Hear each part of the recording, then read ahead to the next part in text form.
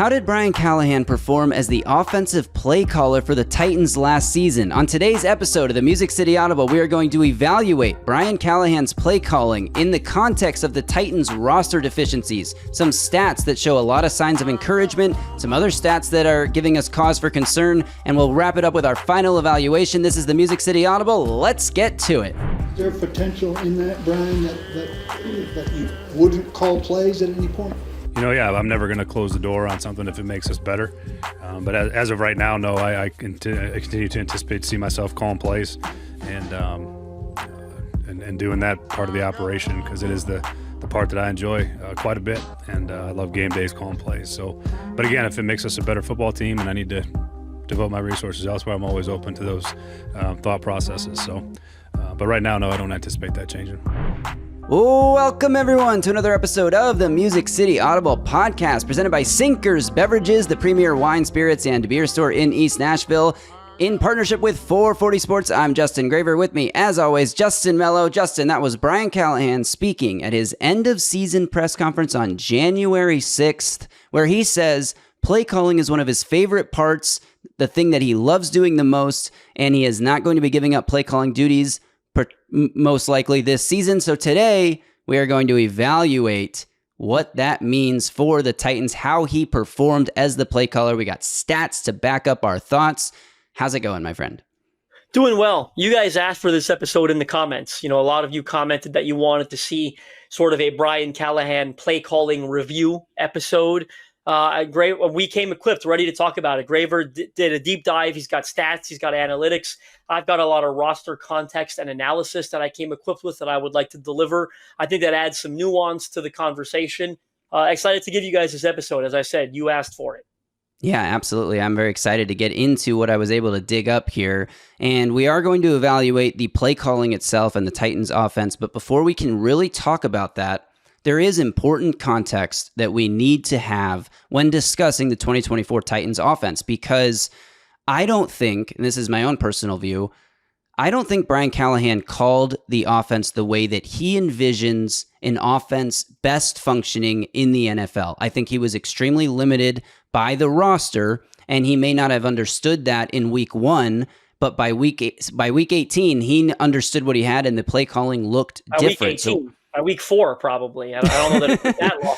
Yeah, okay, sure. But a month into the season, Brian Callahan sitting there going, holy shit, this roster is not good. This offense is not good. So I think he was hamstrung because when the Titans hired Brian Callahan, I think the thing that excited Titans fans the most was, okay, this is a guy who comes from a philosophy that is pass first. And the Tennessee Titans have never run an offense that was pass first. Since they moved to Nashville, it's been the Eddie George era, or it was Vince Young, who was a mobile quarterback who looked to run before Chris throwing. Johnson, Derrick Henry. Yeah, exactly. All the Mount Rushmore of running backs that the Titans Oilers organization has had would be, up there with the best in the entire NFL in terms of their 4 best guys. I'd put them against any 4 best running backs in the history of any other NFL franchise. So that was the thing that excited us about Brian Callahan. And he had a quote from his time as the offensive coordinator of the Bengals where he said, the teams that win the most in this league are the teams that are the best at passing. I'm paraphrasing slightly, but it was something along those lines. And then he comes to Tennessee, and the Titans were a pretty run-heavy team last year. They weren't overly run-heavy. I think it was about 52%, 53% pass. So they were still more pass-happy than run. But when you put that in the context of the rest of the league, they were one of the more run-heavy teams. So why was that the case? And I think we need to talk about the context of what the Titans roster looked like on the offensive side and how that limited Callahan's ability to call the plays that maybe he wanted to call. And on top of it, when you say that, I want to add some context that they also lost 13 games and they're trailing in most. So they weren't that pass happy, but because they were chasing games so much, it would indicate they were pass happier than they probably would have been if they weren't chasing the game all the time, right? So that's some other context there. Now, I don't want this episode, and I think you agree, to be like a Brian Callahan apology episode. This is not going to be a biased, there's nothing wrong with Brian Callahan. So when I'm going to deliver roster context, go ahead. One quick note before you continue, since we just mentioned it, I just wanted to get the exact numbers here. The Titans 56% pass last year, which makes them 44. Actually, it was a little over 56, so a little under 44% run. That was the 19th highest pass rate in the NFL. And to your point, when you're trailing, the Titans were one of the worst teams in terms of first quarter points allowed, which means you are trailing in the majority of those games. When you're trailing, you tend to pass more. So to only be 19th pass rate after trailing as much as they did last season speaks to how much Callahan continued sticking to the run, even when, the pass may have been more necessary for where they were in the game. Yeah. So regarding the roster context, again, I want to, I'm going to try to divide this in. Some of this was management's fault, and Callahan might share some blame in that. And some of this wasn't, or maybe it's something they couldn't control. So I'm going to try to break it up into two buckets, and I'll tell you which one it is. So I'm not going to spend too much time on Will Levis. I want to talk about some of the things that are a little less obvious, because look, Will Levis was going to be the starting quarterback last year, regardless of who the head coach was, right? That's not a Brian Callahan thing. Like, they were moving forward with Levis. They tried to hire a head coach to grow and develop Levis and groom him into a long-term starting quarterback. We know that failed miserably. I don't think you need a ton of context to that. You followed it all of last season. Let's look at some of the other decisions maybe that played into how disastrous last year was, that helped shape Brian Callahan's offense. We start with the offensive line, okay? I look at right guard. Brian Callahan comes in with his father, Bill Callahan, the offensive line coach. They want to make a stark departure up front, okay? If you look at Callahan's history, and I'm talking about Bill Callahan, tends to prefer bigger, tougher, more physical linemen. Well, they're inheriting a unit from Mike Vrabel, Matt LaFleur, Arthur Smith, yada, yada, Todd Downing, all those coordinators that Vrabel went through that loved outside zone. They loved athleticism. They tended to lean into smaller athletic linemen, the Aaron Brewers of the world, the Daniel Brunskills, even the Dylan Radenses, right? At right guard, they go get Sadiq Charles in free agency, a guy that more so fits the Callahan profile. Well, he retires in the middle of training camp, as you know, and then they're forced to stick with Dylan Radens at right guard. Again, Radens, draft pick of the previous regime, more athletic, better suited to play outside zone. I don't think is a Callahan-type lineman, but they've got no choice. This is one that's maybe not quite as much their fault, though I will say I don't think the Sadiq Charles signing was going to work out all that great if he didn't retire. But, you rather fail with the plan that you had as opposed to failing with the plan that you got stuck with, right? Because Sadiq Charles kind of yanks the carpet up from underneath you and decides to retire. So, they had some struggles at right guard. They didn't see that coming. At right tackle, this is one that I do solely put on them because and Brian Callahan talked about this as he's known to do, very honestly throughout the season. Like, they thought they had something worth working with in Nicolas Petit-Frere, and they just didn't, right? Like, it just turned out so disastrous. The decision to not go out and get a right tackle to sort of compete with him, push him in camp, really push him for a starting gig, that falls at them. I really think they were fooled. They thought, we got a guy, we're a third-round pick. He's got size that we appreciate. He's got some pedigree. He played at Ohio State. Again, he's like a top 75 draft pick. They made that decision to move forward with NPF. That's one that backfired miserably on them. So that's the kind of examples I'm trying to give you. Like, some of the decisions I don't put squarely on them, like the struggles they had at right guard. But some of them I definitely put on them, and that's the struggles. They went through 5 or 6 different right tackles. I've said it on multiple episodes, and none of those decisions really ever happened due to injury, which blows me away. Like, it was just they were yanking guys out of that spot because they were terrible. Isaiah Prince, whatever his name was, NPF, a bunch of guys, John Ajoku, Jalen Duncan, that they brought in to try to play that spot. So, that's one of those decisions that falls at Callahan. I've got some others, but I'll throw it back to you in case you want to chime in. No, I mean, I think everything you're saying is true, but I also need to give the context of Will Levis. I didn't want to focus too much on Will Levis, but the fact that he is your quarterback limits your playbook because Will Levis is prone to making a bad play, turning the ball over, or taking a sack.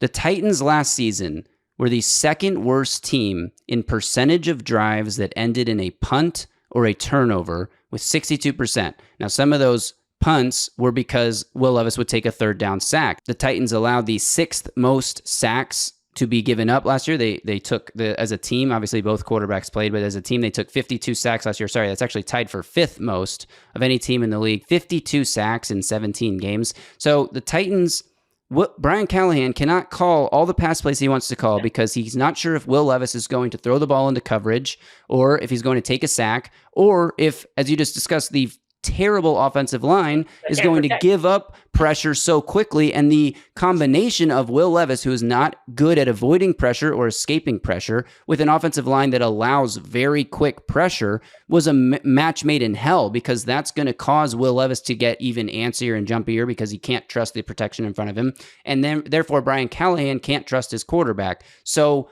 what playbook did we really see last year? Obviously, they're going to tweak some stuff for Cam Ward because that's the best way to get a rookie quarterback acclimated to the NFL, is run the stuff that he runs.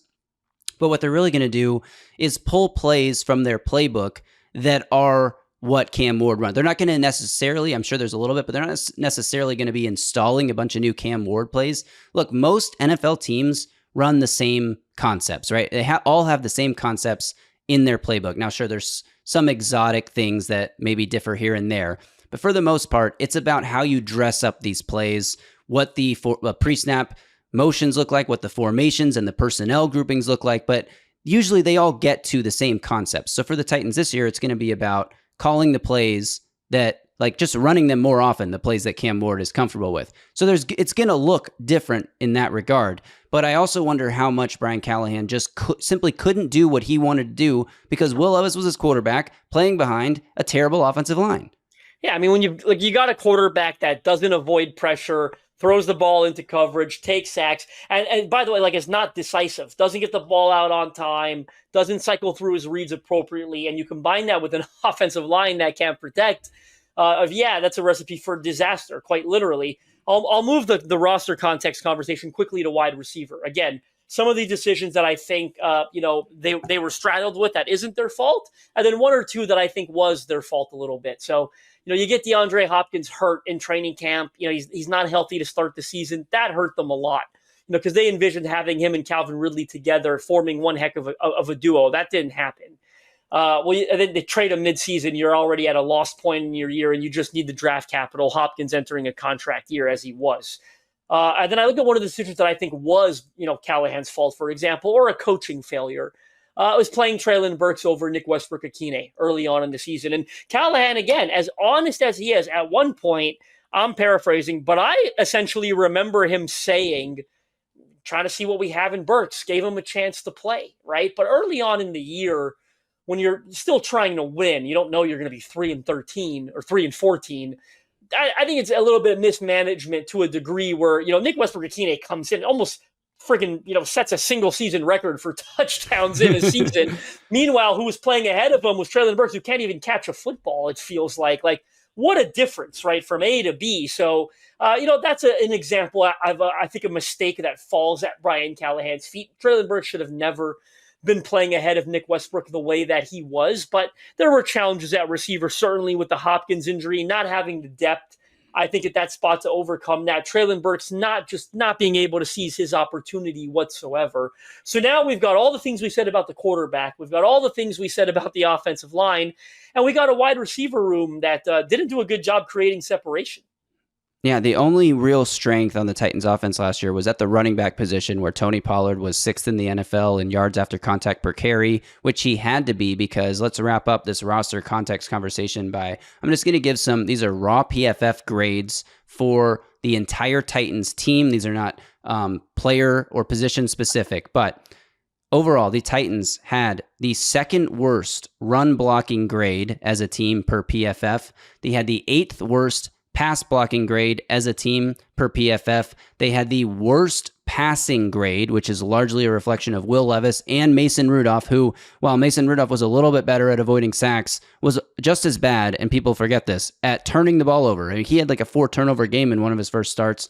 And the Titans had the 9th worst team receiving grade per PFF. So they are bottom 9 in the 4 major components of running an offense: passing, rushing, not rushing, but run blocking, pass blocking, passing, and receiving. They are in the bottom 9 on each of those categories, and they were the second worst and worst in 2 of those categories. And on top of that, we have talked at length about the offensive line, but somebody out there on Reddit put together a composite offensive line rankings looking at a number of factors: success rate, win percentage, EPA per play, yards gained per rush, yards gained per pass, sacks allowed, all these different stats. And the Titans came in as the number 30 ranked offensive line across this huge composite metric of all of these different stats. So we know with our eyes how bad the Titans offensive line was, but sometimes it's hard to put that into context for how bad it is compared to the rest of the league because offensive line play is down as a whole.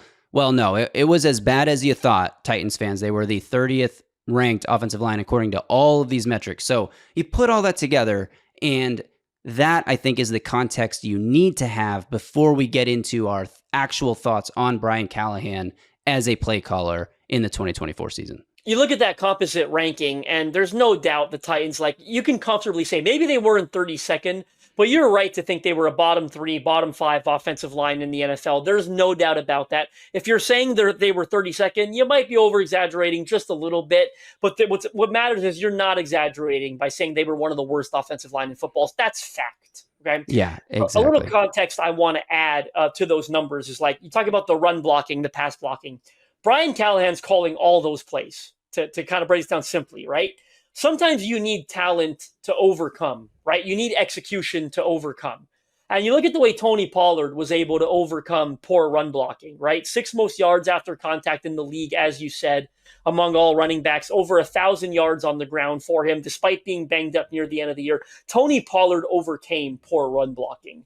The Titans' passing attack couldn't overcome because they got bad football players. They got a bad quarterback. They had multiple bad offensive linemen. Like I said, 5 or 6 different right tackles. We talked about the issues at right guard. They lost their starting center during the first half of the season. And Corey Levin and Daniel Brunskill played a bunch at center, the backup players. So it's like they dealt with so much, but they couldn't, most importantly, overcome just being bad, right? Tony Pollard overcame bad blocking. Will Levis can't overcome bad blocking because he's a bad quarterback. Wide receivers can't overcome because outside of Calvin Ridley and the occasional Nick Westbrook-Akine flash, they were bad as an overall unit.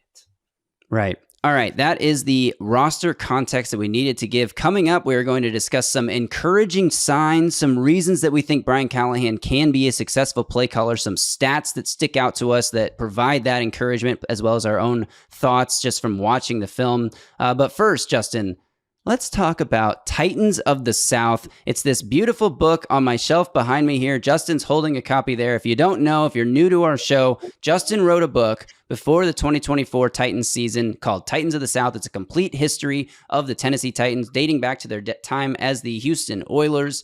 There's a chapter that covers every single season, illustrated with photos from that season, and it goes into really great detail. If you don't know the history of the Titans, if you're a fan, it's a great piece to look at and look through and understand where your team came from. Or if you just like having Titans memorabilia, if you got a man cave, if you have a coffee table in your house, this is the perfect object to add to your collection of Titans gear. So, Justin, this book is available at titansofthesouth.com. There is a special re-release happening right now that you can get your pre-orders in for. The re-release, as I mentioned, the book was written before the 2024 season.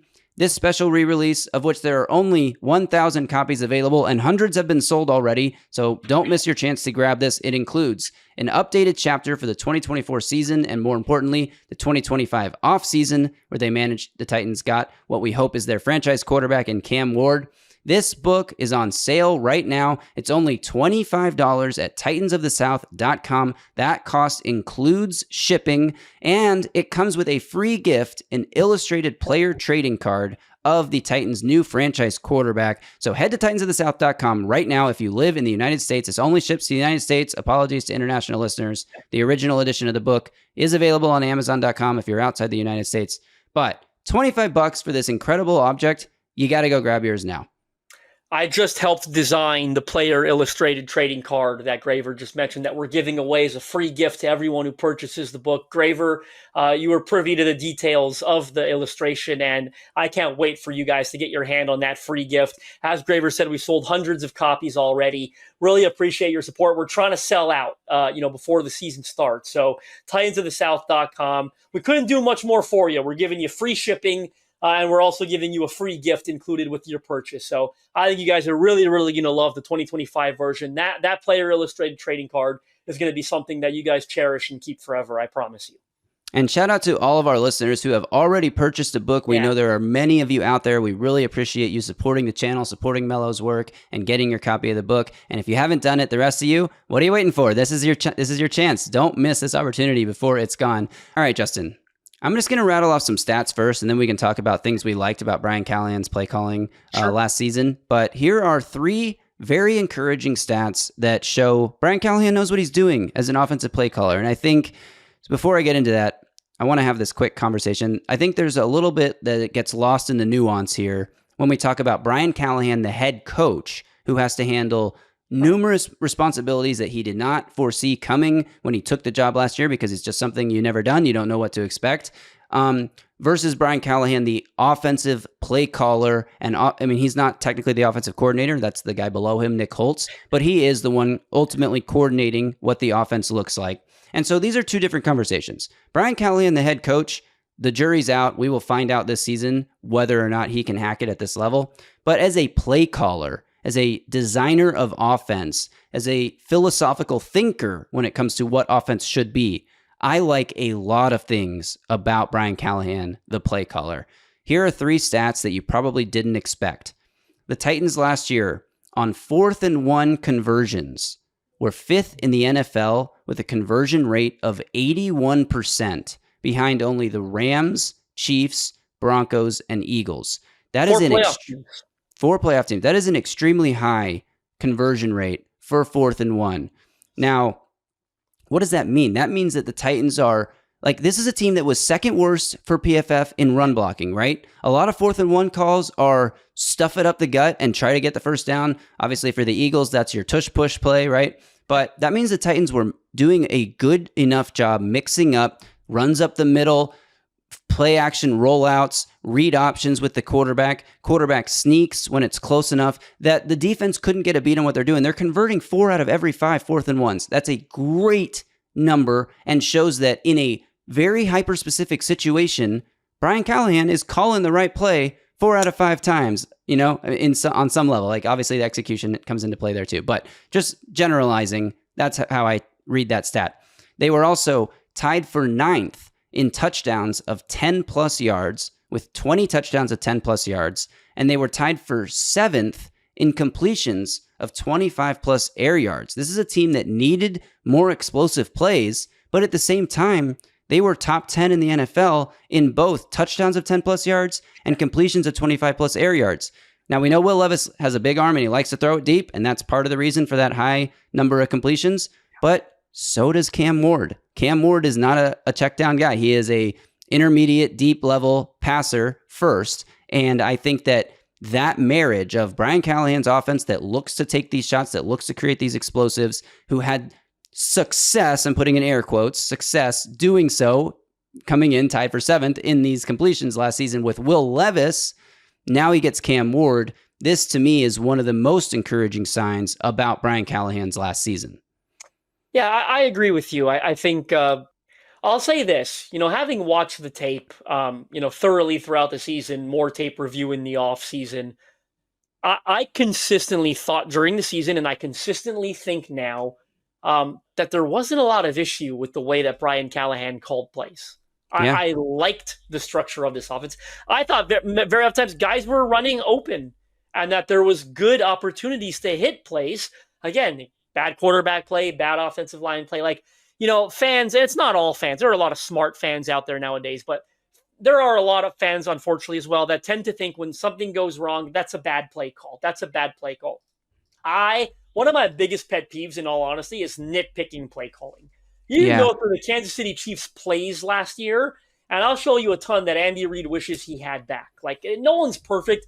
The wrong play gets called occasionally for situation, but most of the time, I'm of the believer that players execute plays, right? It's in the word, right? Players execute plays, and players fail plays as well, right? That's just the way that it goes. I don't recall a whole lot of situations that again, having watched the tape, I can identify a ton of situations where I'm like, I hate that Brian Callahan made that play call, and that I hate that. Like, not all examples got to be this extreme. I'm getting a little far ahead, but like a Luke Stalker 4th and run up the middle. Remember the Mike Right. Vrabel legendary? Like there weren't a lot of egregious examples of that's a really bad play call for that situation.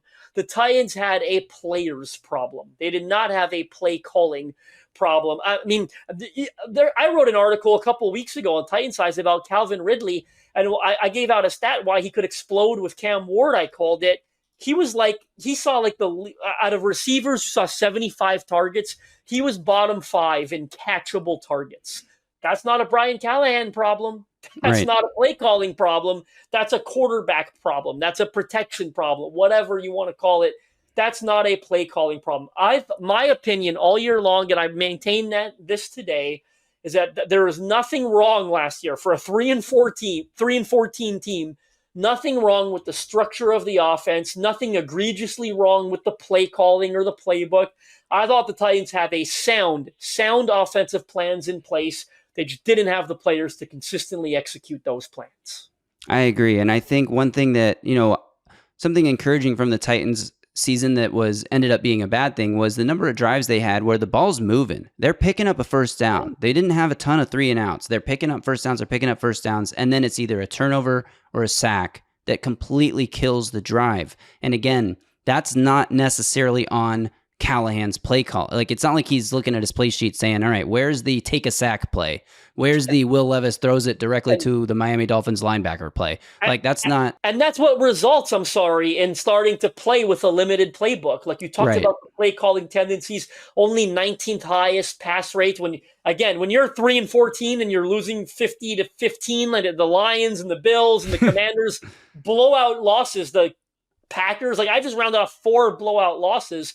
When you're losing games that badly and you're only 19th highest in a sort of passing rate, that tells you you're really 32nd almost in passing rate, in my opinion. And the context we're giving you is why you operate with a limited playbook, because you can't just consistently trust your quarterback or your offensive line to drop back and make good decisions. Right. Another thing that encourages me. So Bucky Brooks, NFL.com analyst, recently wrote an article titled 5 New Quarterback Play Caller Duos NFL Defenses Should Be Most Worried About in 2025. And he included Cam Ward and Brian Callahan in this article. Most of what the blurb he wrote was about Cam Ward and what Cam Ward brings to this offense, which is something to be excited about, obviously, for many reasons that go beyond Brian Callahan's abilities as a play caller. But I do think one other encouraging aspect of all this is the success that Brian Callahan had helping Joe Burrow transition to the NFL. And I do think the caveat is some of that credit goes to Zach Taylor, who was the head coach and play caller during Burrow's, the entire time Callahan was in Cincinnati. Zach Taylor was actually calling the plays. But Brian Callahan was there to see how that process unfolded. He's spoken about it multiple times in different interview settings. The one that sticks out to me most is with Kevin Clark at, I believe, the NFL owners meetings, when he talked about the exact plan that they used for Joe Burrow. This was a month before it was obvious the Titans were drafting Cam Ward, right? But it was kind of clear, if you read into what he was saying, that I have been looking at how we brought Burrow along, and I've been going back to the 2020 recorded Zoom pre-draft meetings with Joe Burrow and the 2020 spring installations that were done over Zoom with Joe Burrow to remember what this guy was like, not the successful, one of the best quarterbacks in the NFL version of Burrow that you see today, but what this guy was like as a rookie, how we taught him the offense, and all those strategies that they used to bring him along quickly. He's gone back to try to replicate some of that for Cam Ward. And I think that is, number one, really smart, because it worked really well for Joe Burrow. It's the same philosophy Cliff Kingsbury used with Jaden Daniels last year, which is tailor the offense to the things that they did well in college. The quote from Brian Callahan, we wanted Burrow's first year in Cincinnati to feel like year 3 at LSU. They're going to want Cam Ward's first year in Tennessee to feel like year 2 at Miami. And that's another encouraging thing to me. So Bucky Brooks, the grain of salt with this article is that how many new quarterback play caller duos are there in the NFL for him to even choose from? But Cam Ward and Brian Callahan make the list. And it's not just that they're a new play caller duo. It's one that NFL defenses should be most worried about in 2025? There's probably actually more than we realize, because a lot of teams, if they didn't change head coaches, they change offensive coordinators, or they like the Houston Texans could be on that list because they've got a new offensive coordinator, right? So there's actually probably more to choose from than we think. But I'll end my portion of this, I think, by saying this. I didn't want this to be a Brian Callahan apologist video, and I think we did a pretty good job giving context on both sides of the coin. Like some of the decisions that he definitely, maybe what he mismanaged that offensive line, wide receiver, the roles that he may have played in that. And I've got a lot of questions to end on this about Brian Callahan, the head coach. Like to your point earlier, his ability to motivate a team, to discipline a team, and field a disciplined football team. I've got a lot of questions about that. And that's the most important part of this, right? TBD on that. But I'm very confident in Brian Callahan, the play caller. And I think, if Cam Ward hits the way that he should, I think Callahan's going to have terrific plans for him. And I'm legitimately excited about them as a duo this season, because I do think Cam Ward, as the Titans franchise quarterback, has the right play caller at his disposal. And even I'll go as far as say has the right coach to develop him as a quarterback. Right?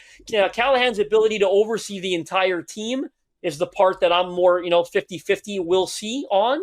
But I feel good about Brian Callahan, the play caller, and nothing about last season, as disastrous as it was in the grand scheme of things. I didn't see, again, nuance, context. That's what MCA provides. That's what this show exists for. I didn't see anything or nothing egregious that gives me legitimate concern for Brian Callahan, the play caller. Well, coming up, we are going to talk about some stats that give us a little bit of cause for concern here. But really quick, before we get there, we have to tell everyone about the Sinkers 40th Birthday Jamboree, which is coming up on August 9th, 5:30 p.m. at the Basement East. Look, if you're in East Nashville and you're looking for something to do on a Saturday night, August 9th, check out the Basement East. With this Sinkers Beverages event, there will be live music with 3 different bands playing, tons of free giveaways, and tickets to get in are only $10. Those $10 tickets comes with 2 free drinks. That basically pays your price to get in the door. And of course, you can buy more drinks once you're inside. That's the whole point. It is Sinkers Beverages, right? All proceeds from the night go to benefit the Martha K. O'Brien Center in East Nashville. And you can get your tickets in the link in this video or podcast description. Come on out. Have a great time. Support a great cause. Sinkers Beverages 40th Birthday Jamboree. Don't miss it. All right, finally, Justin, we are going to talk now about some things that are less encouraging, some, I would say, causes for concern with this Titans offense. And the caveat here is everything we just talked about, all the context we've already given, now that we are, well-versed in the roster deficiencies the Titans faced, we can talk about these stats in ways that are both a little discouraging, but also maybe we can write them off in some ways. We can't write them off completely, obviously, but I don't want this to be like too negative. But like you said, this also is not a Brian Callahan apology video. So first one I'm going to give, the last 3 years, the Titans took a sack or threw an interception on nearly 20% of third down dropbacks, the worst rate in the NFL. Now that covers the last 3 years. That's a year of Ryan Tannehill, a year of Will Levis, and Mason Rudolph. Like, this is not necessarily Brian Callahan's doing, but it is an area the Titans have been really bad for a long time. Now, the upgrades to the offensive line and the massive upgrade we hope at quarterback could mitigate this stat on some level, but I would have been remiss if I didn't mention it. The 2 that really concern me the most. Number 1 is they were 24th in red zone touchdown percentage last season. They were not good in the red zone. And they were coming off of a stretch of years where they were consistently a top 5 red zone scoring offense. Yeah. I think a large part of that had to do with Derrick Henry. If you can run the ball in the red zone, it makes things a lot easier because space is already condensed. But if you have a threatening run game, that you can take advantage of that condensed space and then use that to your advantage with play action and, getting the passing game going because of that threat you have of the run game. But last year, they were not successful in the red zone. 24th in the NFL in red zone touchdown percentage, a tick over 50%.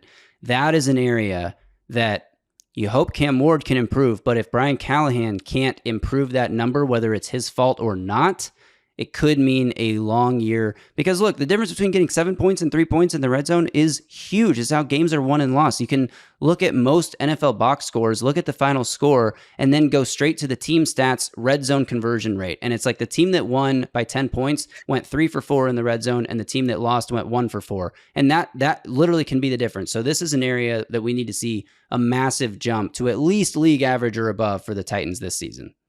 Yeah, and look, I do think that Derrick Henry plays a huge role in that, but it's still concerning when a new head coach comes in and you get significantly worse in the red zone, because some of the numbers before, this past year, again, Derrick Henry's the constant through them all, but a couple of different offensive coordinators under Mike Vrabel, and they were consistently always good in the red zone. And as you said, toughest area of the field to operate in, condensed spaces. You need a great running back, sure, but you also need to have a great plan. And did Brian Callahan have great plans in the red zone? TBD, that's a number that we have to see get significantly better this coming season. And the other one that I'll throw out there, this one's less black and white. This is more open to interpretation. But the Titans last year had a play run with motion at the time of the snap 26% of the time. That rate was about league average. The league average rate is just about 26% as well.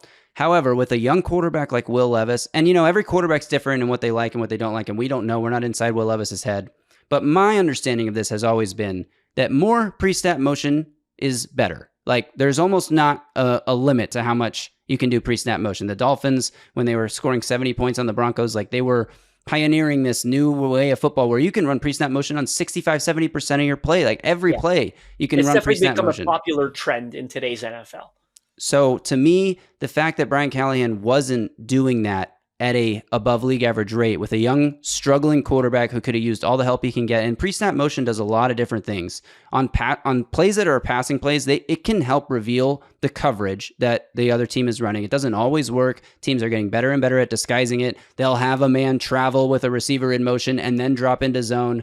But most of the time, it can help you identify whether or not you're about to face zone or man coverage, which can help the quarterback, one like Will Levis, who struggles to process faster. So why they didn't run more of that, I don't know. It can also get defenders out of their gaps in the run game. You bring a guy stretching across the field to, fake like a sweep or a pitch in that kind of way. And then you can draw linebackers wide, make them widen and open run lanes up the middle. Like there is a lot of benefits to running pre-snap motion. And that's why it's become such a rising trend. So why the Titans didn't run more pre-snap motion, that's not on personnel.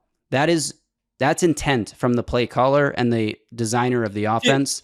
Do you think you've got to trust your personnel, though, a little bit? Like, because of formations and penalties that could be taken? Like, that's why I'm 100% TBD on that one. Because I wonder if there's a trust in my personnel. Keep things simple. Don't overcomplicate. Don't expose yourself to additional opportunities for penalties. We're already one of the most penalized teams in the NFL. Like, I'm not making excuses here, but I'm fully TBD on that point of it. I agree, and I think we need to be TBD on everything because it's a one-year sample size, and the NFL is a small sample size kind of league. So the more information we get, the more we're going to understand this, and that's why I am really excited for what this season holds and to learn more about Brian Callahan, the play caller, and I hope that it starts funneling into a mental database of Brian Callahan that we'll use for the next 10 years to evaluate him, and hope that it's not all going to be thrown in the trash and we're going to have to restart with a new play caller next season, because that would be the worst possible outcome for the future of the Titans. It means they're resetting at head coach, and that means that they didn't have a great year and that Cam Ward probably didn't look that good. Like I don't want to go down that path. So I'm hoping that we will learn a lot of good things this year that help us evaluate Brian Callahan on a deeper level and more, deeply understand what he wants to do with the offense that is not being overseen ultimately by Zach Taylor, but by Brian Callahan himself. So will the Titans run more pre-snap motion to help Cam Ward and to help the offense in general? Will they need to? There are successful offenses in the NFL that don't have a high rate of pre-snap motion. It's not a must, but it is a trend that's rising. So I'll be interested to see what that number looks like in 2025. And that will do it, Justin. Thanks to everyone for tuning into this episode. This is the only full pod we're doing this week. It is 4th of July week here in the United States. I know yesterday was Canada Day, Justin, so happy late Canada Day to you there up in Toronto. But here it is 4th of July week. So we did a mini-sode yesterday talking about L'Jarius Sneed's health and expectations for the coming season. Got a full length pod for you here today. But next week, Justin, and the week after that, Justin, we are ramping up to training camp. The 2 weeks leading into training camp, we will have an episode every day breaking down a different position group on this roster, going through every player in the room whose names you've heard of and names you haven't heard of, what the projected roles for each player are, who we think is going to make the team, most importantly, where the biggest positional battles in training camp will take place, and just generally previewing every position on this roster. So when we get to training camp, you, me, and our audience will have as deep an understanding as possible as you can have of this Titans roster. I'm really excited to get to those episodes, so look for the first one next Monday. And that's it. I don't know. You want to say anything about what we're doing next? That's all. I mean, we gave you guys 2 episodes this week because it's 4th of July weekend. We ramped back just a little, but as Graver said, we're hitting you smack in the mouth with episodes next week and the week after leading up to training camp. Positional breakdowns. Excited to help you guys learn more about each position room and this roster in general. And then training camp will be here, and we'll have, up-to-date reports, up-to-date episodes, up-to-date videos on training camp practices, what we learned. Very similar to what we did during mandatory minicamp, where we had an episode go out after every single practice to talk about what happened at those practices, what was notable, and, kind of nuanced context and important takeaways. So really excited. We're just got to get through these next 2 weeks, which is going to feel like a light period, but we're hitting you with so many episodes. We're getting you guys ready for training camp.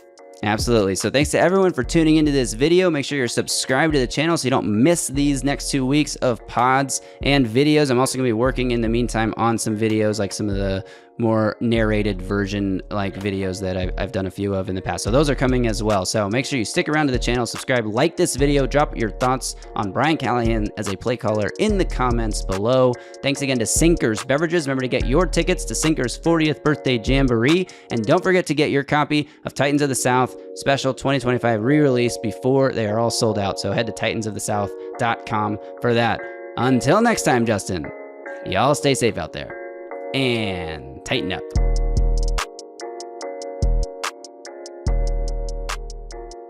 A Broadway sports media production.